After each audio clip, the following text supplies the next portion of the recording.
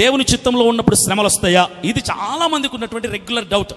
దేవుని చిత్తానుసారంగా చేస్తే పాస్టర్ గారు శ్రమలు వస్తాయా, కష్టాలు వస్తాయా, వస్తాయా రావా? దీని సమాధానం ఏంటంటే, నేను పెళ్లి చేసుకున్నానండి ఒక అబ్బాయిని లేదా ఒక అమ్మాయిని, అది దేవుని చిత్తానుసారంగానే చేసుకున్నా, ప్రార్థనలో పెట్టి చేసుకున్నాం.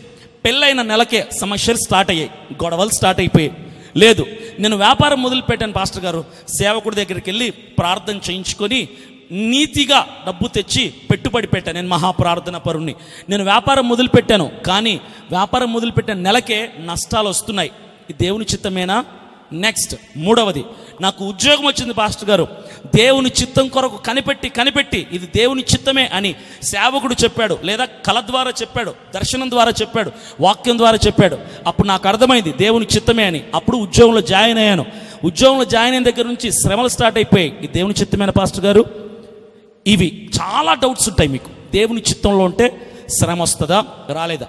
ఎవడైనా ఒకడు సేవ చేయడానికి ఒక స్థలానికి వెళ్ళినప్పుడు అక్కడ వ్యతిరేకతలు, శ్రమలు వస్తుంటే చుట్టుపక్కల చాలామంది ఏమంటారు తెలుసా? కొంతమంది సేవకులు, దేవుని చిత్తం కాదు బ్రదర్, అందుకే ఇక్కడ ఇన్ని పోరాటాలు, ఇన్ని వ్యతిరేకతలు జరుగుతున్నాయి అంటారు. పెళ్ళి అయితే వాళ్ళ కుటుంబ జీవితంలో, వైవాహిక జీవితంలో దంపతులు ఇద్దరి మధ్య గొడవలు జరుగుతుంటే కొందరు ఏమంటారు తెలుసా? కొందరు భక్తులు అంటారు, సేవకులు అంటారు, బంధువులు అంటారు. ఇది దేవుని చిత్తానుసారమైన వివాహం కాదేమో, అందుకే ఇద్దరికి ఎవరంటే ఒకటి పడట్లా. ఇది దేవుని చిత్తానుసారమైన ఉద్యోగం కాదేమో, అందుకే సమస్యలు వస్తున్నాయి. ఈ వ్యాపారం దేవుని చిత్తం కాదేమో, అందుకే ఇబ్బందులు వస్తున్నాయి. ఇలా చాలా రకాలుగా మాట్లాడతారు. Exodus chapter 14:2-3. మరియు యెహోవా మోషేను ఇలా సెలవిచ్చింది, ఇజ్రాయేలీలు తిరిగి పిహాహిరోతు ఎదుట అనగా మిగ్దోలోను సముద్రమునకు మధ్యనున్న బయల్సెఫోను నెదుటను దిగవలెనని వారితో చెప్పుము. దాని ఎదుట సముద్రమునొద్ద వారు దిగవలెను. ఫరో ఇజ్రాయేలీలను గూర్చి, వారు ఈ దేశములో చిక్కుబడి ఉన్నారు, అరణ్యము వారిని మూసివేసనని అనుకొను. ఇది విషయం. దేవుడు అన్నాడు, మోషే పక్కాగా దేవుడు ఎల్లమంటే వెళ్ళేవాడు, కూర్చో అంటే కూర్చునేవాడు, లే అంటే లేచేవాడు. దేవుని మాటని అస్సలు విడిచిపెట్టేవాడు కాదు. పర్ఫెక్ట్గా దేవుని చిత్తాన్ని ఫాలో అయిన వాడు మోషే దేవుని చిత్తానుసారంగా వెళ్ళాడు. ప్రభువా నువ్వు ఏం చెప్తే చేస్తా అని నమ్మి వెళ్ళాడు మోషే. అయితే దేవుడు అన్నాడు, ఈయన వెనక ఇజ్రాయిలీలు కొన్ని 20 లక్షల మంది ప్రజలు ఉన్నారు. దేవుడు అన్నాడు, మోషే నడిచి అలసిపోయారు కదా, పిహాహిరోత్ అనే ఒక స్థలం ఉంటుంది, అక్కడ కూర్చోమని నీ ప్రజలందరినీ, రెస్ట్ తీసుకోండి అంటే థ్యాంక్స్ ప్రభువా అని అందరూ విశ్రాంతి తీసుకున్నారు. విశ్రాంతి తీసుకున్న స్థలం ఎలా ఉంటుందో తెలుసా? ముందు సముద్రం ఉంటుంది, ఆ సముద్రం పేరు ఎర్ర సముద్రం. ఇటు పెద్ద పెద్ద పర్వతాలు ఉంటాయి, వెనక వాళ్ళు వచ్చిన మార్గం. అయితే బ్యూటిఫుల్గా ఉంది ఆ ప్లేస్ అని ప్రజలందరూ కూడా పాటలు పాడుకుంటున్నారు. ఏం పాటలు తెలుసా?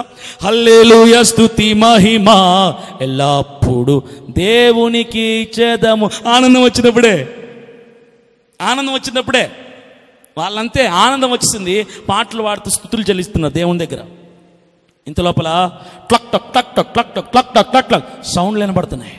రే ఇదేంట్రా మ్యూజిక్ వస్తుంది అంటే, మ్యూజిక్ కాదా, వెనక్కి తిరిగి చూసాడు.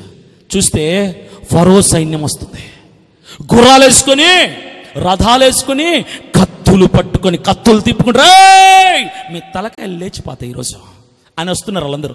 శత్రు సైన్యం అంతా కూడా గుర్రాల మీద కత్తులు పట్టుకొని వస్తుంటే, అప్పటి వరకు హల్లెలూయా స్తోత్రం అని పాడినోళ్ళు ఒక్కసారి మోషే ఏం స్కెచ్ చేసావు నువ్వు? బాగానే ప్లాన్ చేసావు చంపించడానికి మమ్మల్ని,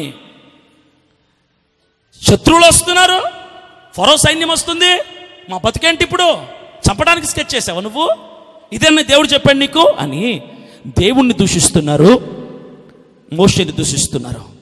ఇప్పుడు ఇది దేవుని చిత్తమా కాదా?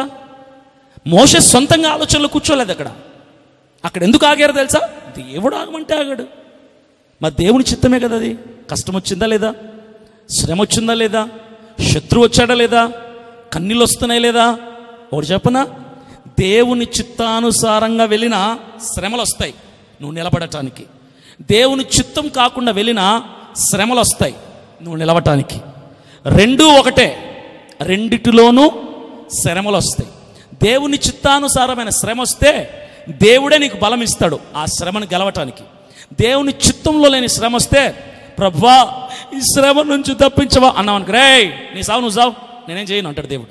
అంతే, వదిలేసాడు, నేనేమి నరకాన్ని తీసుకెళ్ళిపోవడం. నీకు నచ్చినట్టు చేసుకున్నావు కదా, నీ ఏడుపు నువ్వు ఏడు, నేనేం చేయలేను నీకంటే. అంటే arranged marriage, love marriage. Arranged marriage ఎవరు చేస్తారు? పెద్దోళ్ళు కుదిర్చి అన్ని మాట్లాడుకొని చేస్తారు. పెళ్ళైన తర్వాత సమస్య వచ్చిందనుకో, ఆ దేవుని చిత్తానుసారమైన వివాహం సమస్య వచ్చిందనుకో, 2 బ్యాచ్లు దిగుతాయి. ఎందుకు? Arranged marriage. ఎందుకు దిగుతారు? అరేంజ్ చేయడానికి, ప్రాబ్లమ్ని సెట్ చేయడానికి దిగుతారు. లవ్ మ్యారేజ్ చేసుకున్నారు అనుకోండి, సమస్య వచ్చిందనుకో భార్యాభర్తల మధ్యలో, బ్యాచ్లు ఏం దిగవు. జుట్టు పీక్కోవాలి, కొట్టుకోవాలి, తన్నుకోవాలి, పొడుచుకోవాలి, ఇంకా వీలైతే విడిపోవాలి, అంతే. వాళ్ళు రారు, వీళ్ళు రారు. ఏమంటారు తెలుసా? మేము చెప్పాం కదా, అయినా నువ్వు కాదని వెళ్ళిపోయావు కదా, నీ ఇష్టమే కదా, నీ చిత్తానుసారం చేసుకున్నావు కదా, స్వచిత్తం నేర్చుకున్నావు, వెళ్ళిపో, నువ్వే చేసుకో, నువ్వే పిక్కో, నువ్వే లాక్కో, నువ్వే కొట్టుకో, నువ్వే సాధించుకో, నాకు తెలీదు, మమ్మల్ని అడిగి చేసుకున్నావా, మేము వద్దన్నాం కదా, ఆయన నీ ఇష్టం వచ్చినట్టు చేసావు కదా అంటారు పెద్దోళ్ళు. మీరు నచ్చి చేసుకున్నారు, బతికితే బతుక్కోండి, చేస్తే చచ్చుకోండి, మీ ఇష్టం అంటారు. అంటే వీళ్ళు చెప్పింది చేస్తే ఏ సమస్య వచ్చినా వీళ్ళు ముందుకు వస్తారు పోరాడడానికి. అమ్మ వాళ్ళు, పేరెంట్స్ వస్తారు. వీళ్ళకి నచ్చకుండా చేసుకుంటే నీ జావు నువ్వు జావు అంటారు కష్టం వచ్చినప్పుడు. దేవుడు కూడా అంతే. దేవుడు చెప్పినట్టు వింటే కష్టం వచ్చిందనుకో, నేనున్నాను కదా, ఎందుకు భయం నీకు, చెప్పింది నేనే, విడిపించేది కూడా నేనే అంటాడు. దేవునికి ఇష్టం లేకుండా చేసావనుకో, ప్రవ్వా అని ప్రార్థన చేస్తే, రే నన్ను అడిగావు నువ్వు, నేను చెప్పింది చేసావు నువ్వు, నేను నీకు సహాయం చేయను, నీ జావు నువ్వు జావు అంటాడు దేవుడు. చిత్తము చేసినా శ్రమలు వస్తాయి, అక్కడ దేవుడు తోడుంటాడు. ఆయన చిత్తం కాకుండా స్వచిత్తంలో చేస్తే దేవుడు తోడుండడు, నీ సావు నువ్వు చావాల్సిందే. అదనమాట. ఇక్కడ శ్రమ వచ్చింది, ఇది దేవుని చిత్తమే.